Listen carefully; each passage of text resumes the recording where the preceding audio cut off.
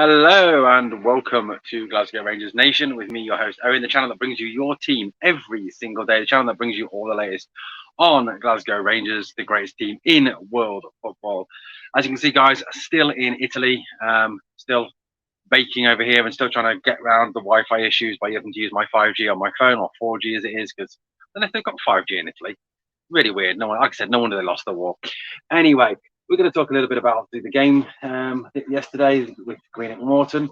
I'm also going to talk a little bit about Michael Beale, what he said as regards the game, and also regards the PSV game, which is coming up on Tuesday.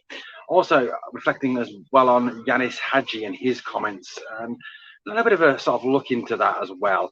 Well, let's start off by obviously just quick reflection back on the game. If you want to see an in-depth, more sort of bigger take on that, then check out the video that I put up earlier. Well, yesterday actually, it was just after the game finished, where I talked to you about the game against Green Morton. It was, well, it was an unfortunately not great performance. Yes, I know their goalkeeper McDonald kept them in it. I know he made some absolutely stunning saves, from Hagi, from Dessers. He made some brilliant saves. Don't get me wrong, and it could have easily been 4 or 5-1 had he not made some of those amazing saves. The Dessers goal that was chalked off, I've watched that about 3 or 4 times now, and I really genuinely cannot see why that was chalked off. That goes the other way. I think, you've got a situation where nothing is doing. Yet the defender does that, like I said, defenders at the attacker, nothing happens. The attacker touches the defender, he goes down way too easily, and it's disallowed. Like I said, I can't really see why that goal should have been chalked off at all. Unlucky for big Cyril Dessers there with that goal. He did okay today. He looked a bit more lively, a little bit more with it. Perhaps his fitness returns. Got the penalty as well. Good penalty, well finished. Proof that other people can obviously score penalties.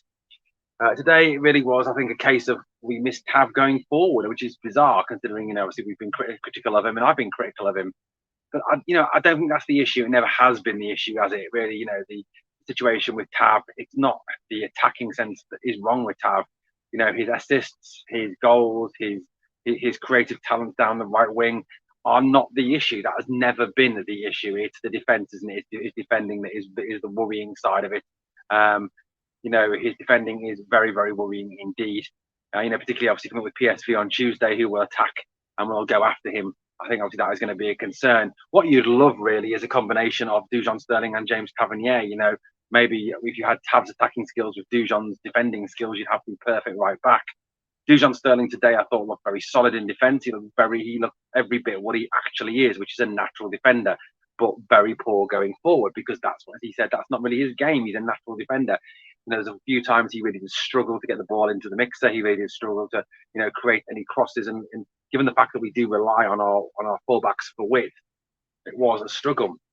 One of the big things for me, though, was when we brought on the subs, when Janis Hagi came on, when Danilo came on, when Abdallah Sima came on, we went to virtually a 3-4-3 or a 3-5-2, or some combination of anyway, a 3 at the back. And it was that point where the handbrake seemed to come off. The handbrake had been on firmly, hadn't it? But handbrake seemed to come off. We seemed to go for them. We seemed to create chance after chance. Danilo got his goal. We hit the bar. We created a number of chances, and we did very well with 3 at the back. It really did seem very, very, odd that we've been playing 4 at the back. We'd go to 3 at the back, and suddenly the handbrake comes off. We play some good football. We look good going forward. We put them under pressure, and we look like the Premier League team that we are, and they look like the Championship team that they are. We really look like we could have put them away had some of those chances gone in. Had the ball not hit the bar. McDonald pulls off some good saves. I thought that was great. And then we bring on Adam Devine and Kemar Roof at the end, and we go back to 4 at the back, and it kind of all falls apart again. The handbrake goes back on. We seem to struggle. We seem to not be able to create chances. And but for a fantastic save by John Lee Yefeko, by John Lee Yefeko at the end, they could have easily had that equaliser. So full respect to John Lee Yefeko for that sliding tackle. Yeah, I thought Yefeko was very effective today. I thought he was a very, very good defender. I think I scored him 7 out of 10 on my player ratings. My player ratings are on the community tab on the channel if you want to check those out. But John Lee Yefeko I thought was very good. We're also running our customary man of the match poll too.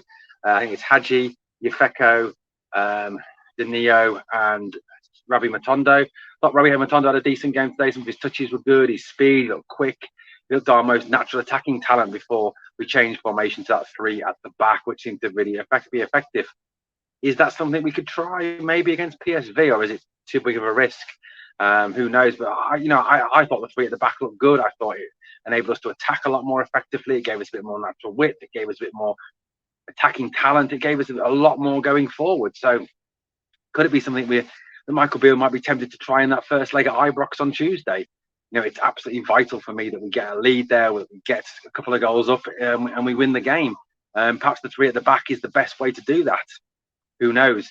But it did look a lot more effective for me. And given the fact that, Michael Beale has on numerous press conferences last season and a few this season as well, pre-season, talked about using 3 at the back, and we are very fluid in the way we play that, and we bring it in. Maybe that's the way forward. Maybe going something, with a situation where you go with Goldson, Suter, and I don't know, maybe Balogun at the back there. And that gives Tavernier and Barisic as wing backs, gives them less responsibility defensively, which is where the area they struggle, more responsibility going forward, which is the area where they're better. Maybe that's the answer. I don't know. But it certainly looked better today. Much, much better. Michael Beale spoke after the game, and he talked about the fact that he thought that we were very wasteful in front of goal. And you've got to say, yeah, we were. We didn't take the chances that were provided for us. And it's the same. But the thing is, though, the problem we've got here is it's the same story as last season. We talked about not being decisive enough, overplaying, not being clinical enough in front of goal last season.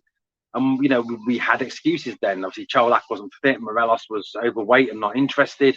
We were playing with Matondo and Sakala up front, who weren't centre forwards. But then this season, now we've gone and invested a shed load of money in forward-thinking players. Kemar Roof is fit again. You've got Danilo, you've got Dessers, you've got Lammers. Lammers, who I thought was absolutely shocking today. I think I scored him 2 or 3 out of 10 today. He was ineffective. I mean, we're playing Greenock Morton. I mean, no disrespect. I thought, look, credit to Morton today. They came and they played well. They fought. They made it hard for us.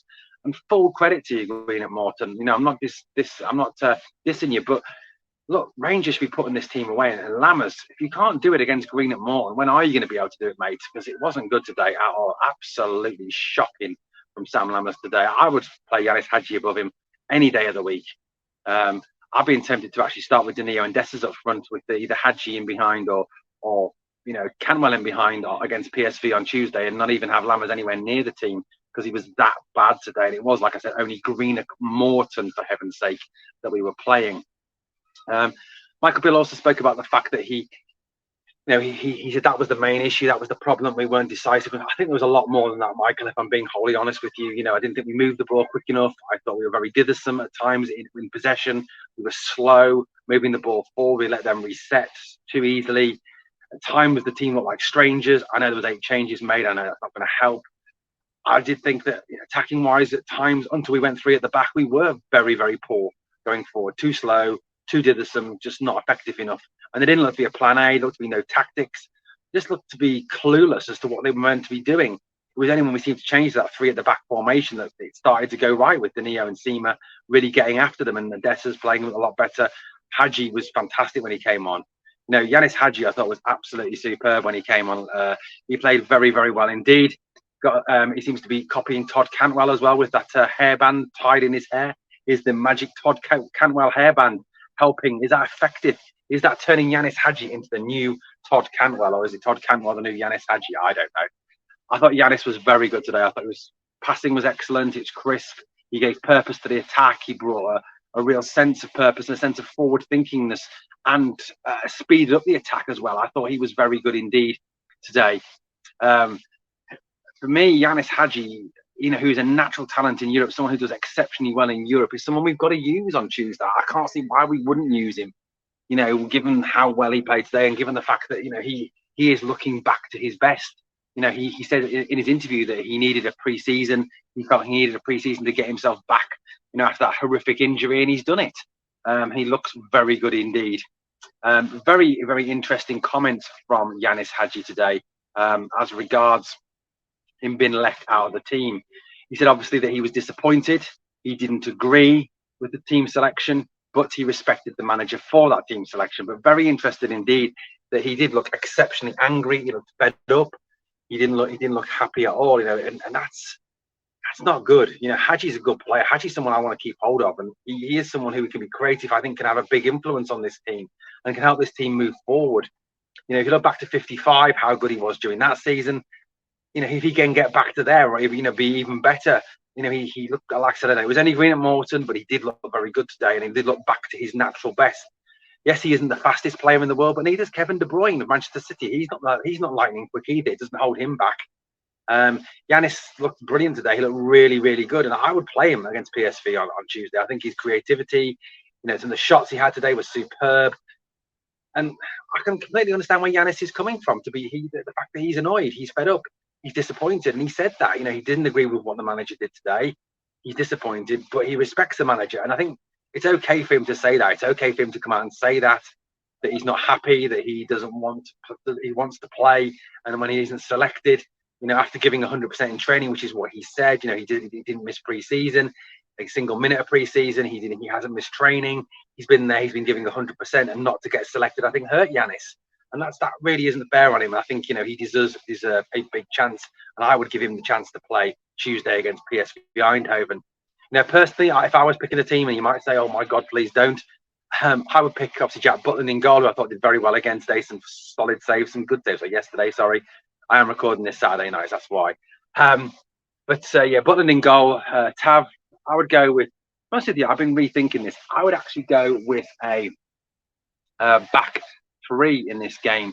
So I would play with Goldson, Suter, and I would play with Balogun as a three. I'd then put Tav in the right wing back, Barisic at left wing back. I would play with Raskin and Cifuentes in the middle, and I'd put Hagi and Cantwell in behind Danilo. That's how I would start the game on Tuesday. Go for a 3-4-3, go very attacking, go after them, have Cantwell and Hagi buzzing around, pulling the central defenders out, Danilo to get in behind. I mean, it's an interesting thought. I mean, you might disagree with that. You might think that's not a great formation. Raskin could, obviously, you could have a situation as well where, Cantwell drops back in and makes it a 5, and then you've got Hagi just playing off Danilo. That's a strong possibility. Or even Hagi drops back in and Cantwell plays just off Danilo. I think that is a strong possibility for me, and I think that could actually genuinely work. Danilo's got experience of playing against PSV. He did last year for Feyenoord. I think he scored against them as well. Peter Bose, their manager, said that he's banned the word Rangers from them talking about it. I think that's probably wise, given the fact they did put their put their foot in their mouth several times this week with some of the things they've been saying, putting bulletin board material out for Rangers. But look, it's going to be massive. It's going to be really hard work. Of course it is. But like I said, I think, if we go and we play with that three at the back, we go after them. And Michael Beale's talked about the fact in that news conference. And look, I'm getting to the point where I'm starting to, not believe a word that comes out of his mouth at times, because he says one thing and then does another. He talked about playing with a handbrake off and then went and played with a handbrake on in most of the games so far we've played this season. He's talked about going after them from minute one. He's talked about getting after them from the first minute. He's talked about the fact, yes, it's a two-legged affair, but we have to get a result at Ibrox. We need that Ibrox European night. We do. We need an atmosphere which our fans, who are amazing, will provide for us. But it's going to be a big game. It's going to be a tough game on Tuesday. Obviously, we'll build up to that game throughout the week as obviously before Tuesday night. I will still be in Italy, so I'll have to find somewhere to watch it here in Lake Garda. But overall, guys, look, today wasn't good enough, but we got through. That's the main thing. We'll find out our opponents tomorrow in the quarterfinal draw on Sunday. But lots of talking points, lots of things still to work on, and that's the worrying thing for me. The fact that this team have not yet gelled, they're not looking great. But like I said, when we played three at the back, we did look better. So is that the way forward? That's a key question. So let me know what you think in the comments below. And as always, I need you to do two things for me, which is number one, smash the like, and number two, remember always, we are